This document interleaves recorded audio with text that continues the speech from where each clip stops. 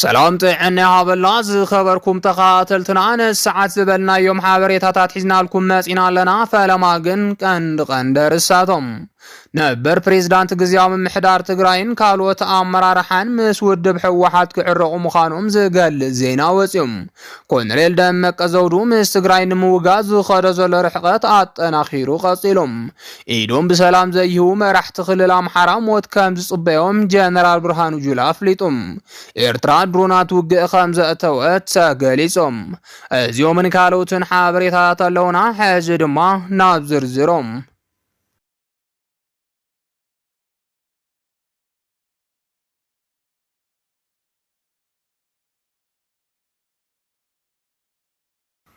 ነበር ፕሬዝዳንት ግዚያዊ ምሕዳር ትግራይን ካልኦት አመራርሓን ምስ ውድብ ሕወሓት ክዕረቑ ምዃኖም ዝገልጽ ዜና ወፂኦም ከም ዝፍለጥ ኣብ ትግራይ ቀድሚ ሕዚ ነቲ ህዝቢ ኣብ ቀራም መንገዲ ዘእተወ ሓደጋ ተፈጢሩ ምንባሩ ዝፍለጥ ኮይኖም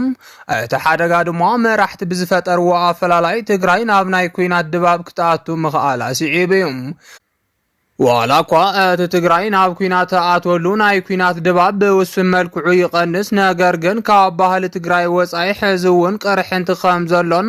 ናይ ትማሊ ብጾት ናይ ሎሚ ጸላእቲ ኮይኖም ነንባዕሎም ዝተፈላለዩ መራሕቲ ትግራይ ምህላዎምን ተሓቢሩሎም እዚ ድማ ሎሚ ክሳብ መወዳእታ መዕለብ ንምሃብ መራሕቲ ሃይማኖት ትግራይ ሰባፍትን ምሁራትን ዘጠቃለለ ሓደ ኮሚቴ ተመስሪቱም ኣብ ትግራይ ብሄራዊ ዕርቂ ንምፍጻም እንቅስቃሴ ተጀሚሩ ላው ይገለጻሎም እዚ ድማ ከም በዓል ጌታቸው ረዳ ዝበሉ ካብ ትግራይ ተሰዲዶም ዝርከቡ አመራርሓ ናብ ትግራይ ጸዊዖም ኩሉ አመራርሓ ኣብ ዝተረኸበሉ ብሄራዊ ዕርቂ ኣብ ትግራይ ከም ዝፍጸም ተሓቢሮም ከም ዝፍለጥ ቀድሚ ሕጂ እውን ካብ ስልጣኑ ብዕሊ ዝለቐቐ ፕሬዝዳንት ጌታቸው ረዳ ናብ ትግራይ ክምለስ ዝገብር ኮሚቴ ከም ዝተመስረተ ሓቢርና ምንባርና ይዝከር ኣብ ታሪኽ ትግራይ ፕሬዝዳንት ተኽልል ካብ ስልጣን ዝወረደሉ አጋጣሚ ናይ ጌታቸው ረዳ ዝፍለ ኮይኑም እዚ ድማ ንብዙሓት ተጋሩ ዘይሐጎሰ ተግባር ኮይኑ እዩ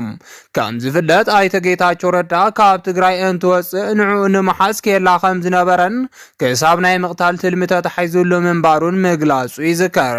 እዚ ድማ ኣብ ፖለቲካ ትግራይ እቲ ዝሓመቐ ምዃኑን ኣፈላላይ ይኹን ስልጣን ብህብረት ምፍታሕ ምጽዓር ንትግራይ ናብ ዓዘቕቲ ንምእታው ምምኳር ከም ማለት ምዃኑን ብዙሓት ምሁራት ተጋሩ ይገልጹ ዋላ እኳ እቲ ፕሬዝዳንት ክሰርሖም ዝግብኦም ስራሕቲ ከይሰርሐ ብምትራፊኹም ብሓፈሻ ዝነበሮ ድኽመት ብርክት ዝበሉ ኣመራርሓ ውድብ ሕወሓት ንኽወርድ ጻዕርታት ይገብሩ እንተነበሩም እቲ ዝገብርዎ ዝነበሩ ጻዕርን ቃልስን ግን ብሰላማዊ መንገዲ ክኸውን ከም ዝነበሮ ብዙሓት ተጋሩ ይገልጹም መናሰይ ተጋሩ መስዋዕት ዝኸፈልሉ ቃልሲ ህዝቢ ትግራይ ዝመሰሎ ክመርጽን ክድግፍን ከም እውን ክቃወምን ዘለዎ መሰል ንኽጥቀም ዝዓለመ እኳ እንተኾነም እቲ ኣብ ትግራይ ዝተፈጥረ ግን ናይ ዝግልባጥ እዩ ምክንያቱ ድማ ኣንጻር እቲ ግዝያዊ ምሕዳር ዝነበሩ ሰባት ብፍላጥ ይኹን ብዘይፍላጥ ኣብ ልዕሊ ትግራይ ከብጽሖ ዝኽእል ሓደጋ ከይተገንዘቡ ኣብ ልዕሊ ፕሬዝዳንት ተኽልል ናይ ሓይሊ ስልጣን ምቁጻር ገይሮም እዮም እዚ ድማ ኣብ ታሪኽ ትግራይ እቲ ዝሓመቐ ተግባር ከም ዝኾነ ይንገራሉ ምክንያቱ ድማ ሓደ ፕሬዝዳንት ናይታ ክልል ኣብ ክንዲ ህዝቢ ወዲብካ ይኹን ካልእ ሰላማዊ ቃልሲ ጌርካ ካብ ስልጣን ንኽወርድ ምፍታንን ምቅዋምን ሓይሊ ተጠቒምካ ካብ ትግራይ ይኹን ካብ ስልጣን ክባረር ምግባር ንትግራይ ሓደጋ ከም ዘለዎን ታሪኽ ምብልሻውን ከም ዝኸውን ምርዳእ ወሳኒ ምዃኑ ይገልጹ እዚ ድማ ኣብ ልዕሊ ህዝቢ ትግራይ እቲ ዝሓመቐ ታሪኽ ከም ዝኾነን ህዝቢ ዝመርሐ ሰብ ይሕመቕ ይጸብቕ ምስጋና ክወሃቦን ብስነ ስርዓት መሰነይታ ክግበረሉን ከም ዝግባእ ምሁራት ትግራይ ይገልጹም ነዚዕብ ድማ ሎሚ እውን ታሪኽ ከይተበላሸወን ኣብ መንጎ ህዝቢ ትግራይ ቀርሕንቲ ከይፍጠርን ኣይተ ጌታቸው ረዳ ናብ መቐለ ዕድመ ክግበረሉ ጻውዒት ቀሪቡ ምንባሩ ምግላጽና ይዝከር ብመሰረት እዚ ድማ ሽማግለ ዓዲ ምሁራትን ሰባብትን ዘጠቓለለ ኮሚቴ ተመስሪቱም ኣይተ ጌታቸው ረዳ ናብ መቐለ ተመሊሱ ስሩዕ ስንብት ክግበረሉ ጻውዒት ክግበር ቀኒ እዩ ህዝብ ትግራይ ዝመርሕን ህዝብ ትግራይ ዝተቃለሰን ኣይተጌታቸው ንኽብሪ ህዝብ ትግራይን ክበሃል ኣብ ትግራይ ስሩዕ ናይ መሰነይታ ፕሮግራም ክዳለወሉ ክጽዋዕ ዝቐነየ ኮይኑ ሎሚ ድማ ነዚ ተስፋ ዝህብ ምንቅስቓስ ተጀሚሩሎም ዛጊድ ድማ ብርክት ዝበሉ ኣካላት ምንቅስቓስ ከም ዝጀመሩ ዝተሓበረ ኮይኑ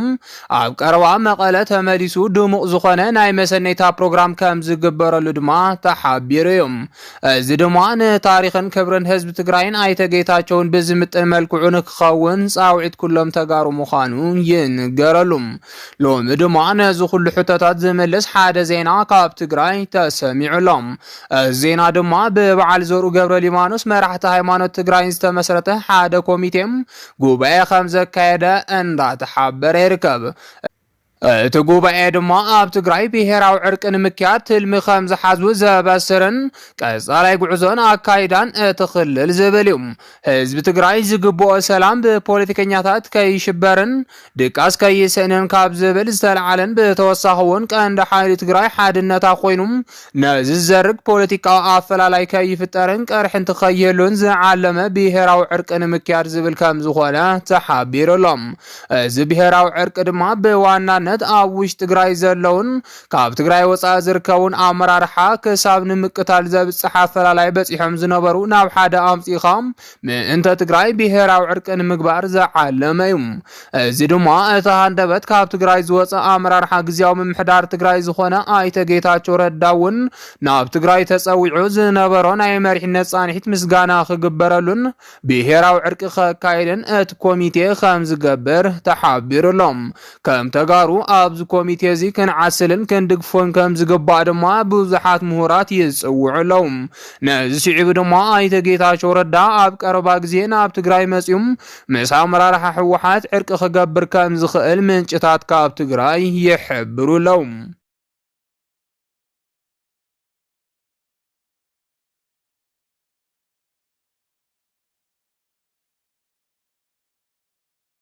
ኮሎኔል ደመቀ ዘውዱ ምስ ትግራይ ንምውጋእ ዝኸዶ ዘሎ ሕቐት ኣጠናኺሩ ቀፂሉሎም ፌደራል መንግስቲ ኣብ ትግራይ ምብታን ዕጡቋት ወይ ድማ ሰራዊት ትግራይ ተግባራዊ ይኹን ብምባል ኣብ ዝጠርዕሉ ዘሎ እዋን ኣብ ዞባ ምዕራብ ትግራይ ድማ በብወርሑ ሓደሽቲ ዕጡቋት ኣሰልጢኑ የመርቃሎም እዞም ዕጡቋት ድማ ብጀነራላት ብልጽግና ዝስልጥኑ ዘለው ኮይኖም ካብ መዓልቲ ናብ መዓልቲ ቁፅሮም እንዳወስኹ ከም ዘለው ይግለጻሎም ስለዚ ድማ ፌደራል መንግስቲ ኣብ ውሽጢ ወልቃይት ዘለው ኣመራርሓ ሰራዊት ኣዋፊሩ ወረርቲ ካብ ትግራይ ከይወፁ ምግባር ቀንዲ ዕላምኡ ገይሩ ይንቀሳቐስ ምህላው ተገሊጹሎም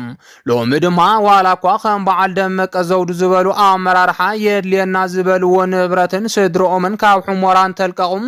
ብፌደራል መንግስቲ ኣይዞኹም ባህላይነት ግን ንትግራይ ክተናኸፉ ጀሚሮም ኣለው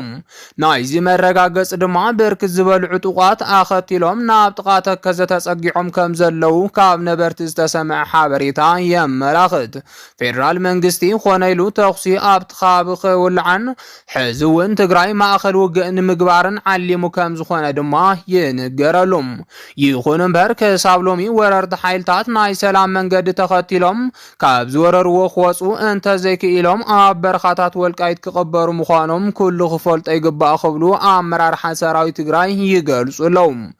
ፌደራል መንግስቲ ዝኾነ ይኹን ዝሓዘ ቁማር ከም ዘየዋፅኦ ፈሊጡም ካብ ተግባሩ ክቁጠብ ድማ ካብ ብዙሓት ተጋሩ ጻውዒት ይገበራሎም እዚ ኣብ ዘይኮነሉ ግን ኣብ ትግራይ ትውላዕ ሓዊ ክሳብ ኣዲስ ኣበባ ከም ትስፋሕፋሕ ክሰልጥን ሓላፍነት ክወስድን ከም ዝግባእ ተንተንቲ እቲ ከባቢ ይገልጹም ብተመሳሳሊ ዜና ድማ ኣመራርሓ ሰራዊት ኤርትራ እውን ኩነታት ትግራይ ብትኹረት ይከታተልዎ ከም ዘለው ዝገልጹ ዘለው ኮይኖም ኣብ ትግራይ ትውላዕ ኩናት ኤርትራ እውን ከም ዝጸልዋ ይዛረቡሎም ብፍላይ ከሚድያታት ማእኸል ዓዲ እንተኮይኑም ኣመራርሓ ሻዕብያ ምስ ትግራይ ብተደጋጋሚ ይራኸብለው ተባሂሎም ይኽሰሱ ከም ዘለው ዝተገልጸ ኮይኑም ኢሳያስ ዝለኣኾም ሰባት ምስቶም ኣብ ሱዳን ዘለው ኣመራርሓ ኣርሚ ሰብዓ ርክብ ካብ ዝገበሩ እንዳተገለጸ ይርከብ እቲ ርክብ ድማ ናይ ሓበራዊ ጸላኢ ዝኾነ ናይ ብልጽግና ሓይልን ናይ ኮሎኔል ደመቀ ዘውዱ ዕጡቓትን ካብ መሬት ወልቃይት ንምውፃእን ካብ መሓውር ብልጽግና መጽራይን ዝብልዮም ሚድያታት ብልጽግና በተሓደ ገጽ ብናይ ደመቀ ዕጡቋት ትግራይ ክትውረር ምግባር በተኻልእ ገጽ ድማ ትግራይ ምስ ሻዕብያ ተራኸባላ ኣብ ዝብል ፕሮፓጋንዳ ተጸሚደን ከም ዘለዋ ንምርዳእ ተኻኢሉሎም።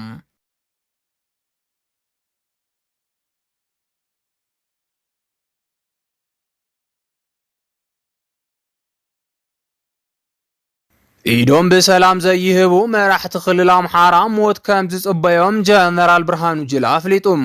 ኣብዚ ሕጂ ሰዓት ኣብ ክልል ኣምሓራ ዝግበር ዘሎ ውግእ መብዛሕትኡ ከተማታት እታ ክልል ካብ ፋኖ ነፃ ከም ዝወፃ እንዳተሓበረ ይርከብ። በዚ ምክንያት ድማ ዕጡቋት ፋኖ በረኻ ብምውፃእ ውግእ እንዳካየዱ ምህላዎም ይግለጽ ኣሎም። ኣብዚ ጉዳይ ኣድሂቡ መግለፂ ዝሃበ ጀነራል ብርሃኑ ጁላ ከዓ ኣብ በረኻታት ዘለው ዕጡቋት ፋኖ ኢዶም እንተዘይሂቦም ድሮን ከም በዮም አጠንቂቆሎም ከም አገላልጻ ብርሃኑ ጁላ ከዓ ካብ ሰራዊትና ዘምለጠ መራሒ ፋኖ ካብ ነዋፍረን ድሮን ስለዘይምልጥ በምፍላጥ ሞት ከም ጽበዮም አጠንቂቆዮም። በዚ መሰረት ውን መራሕቲ ፋኖ ኢዶም በሰላም ክህቡ ጻውዕ ዘረበ ኮይኑም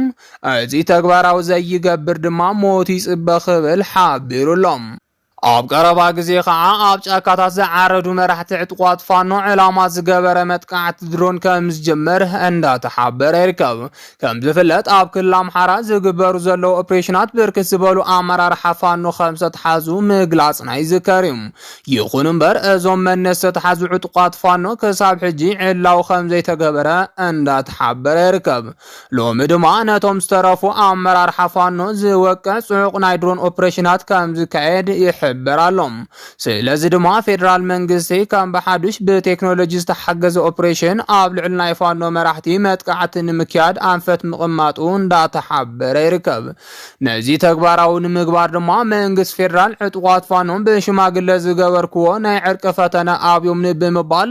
ነቲ ኦፕሬሽን ድጋፍ ንኽወሃቦ ናብ ህዝቢ ከም ዝገልጽ ተሊሙ ምህላው ተሓቢሩሎም። ብተወሳኺ እውን ኣብ ውሽጢ ከተማታት ኮይኑ ፋኖ ዝድግፍ ኣካል ዘየዳግም ስጉምቲ ንምውሳድ ትልሚ ከም ዘውፅአ እንዳተሓበረ ይርከብ።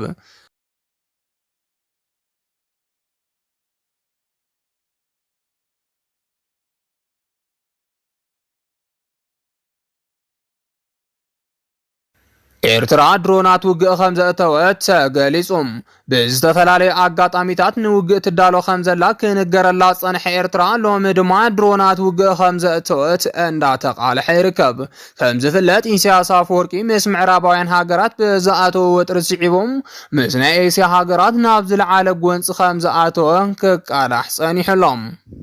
በቲ ዝተፈጠረ ጎንፂ ስዒቡ ድማ ምስ አንጻር አሜሪካ ዝኾነ ሓያላት ሃገር ንኽቀራረብ ምክንያት ኮይኑዎ እዩ።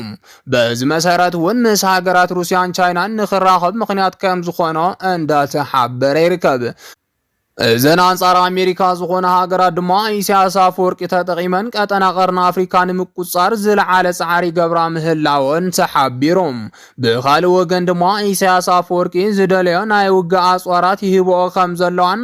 ኣብቲ ከባቢ ናይ ውክልና ውግእ ክኸፍታ ይጽዕራ ምህላውን ተገሊጹሎም። በዚ መሰረት እውን ኢሳያስ አፈወርቂ ቃል ዝተኣተወሉ ኣጽዋራት ውግእ ከም ዝተውሃቦ ተሓቢሮም። ሎሚ ዝተቃልሐ ጸብጻብ ከም ዘመላኽቶ ድማ ኤርትራ ድሮናት ውግእ ካብ ቻይና ከም ዝተቀበለት እንዳተገለጸ ይርከብ። እቲ ናብ ኤርትራ ዝኣተው ድሮናት ውግእ ድማ ብቀይሕ ባሕሪ ኣቢሉ ከም ዝኾነ ይሕበር ኣሎም። ኢሳያስ አፈወርቂ ኣብዚ ሕጂ ሰዓት ምስ ኣብይ ኣሕመድ ይኹን ምስ ትግራይ ንምውጋዕ ዓብይ ዝኾነ ወታደራዊ ምድላው ይገብር ምህላው እንዳተገለጸ ይርከብ። እቲ ሎሚ ናብ ኤርትራ ከም ዝኣተወ ዝንገረሉ ዘሎ ድሮናት ውግእ ድማ ነዚ ውግእ ዝሕግዞ ዝዓለመ ምዃኑ ተሓቢሩ እዩ። ዝኸበርኩም ተኸታተልትና ንሰዓት ዝበልናዮም ሓበሬታታት ነዚኦም ይመስሉ ነይሮም። ንምክትታልኩም ካብ ልቢ ነመስግን።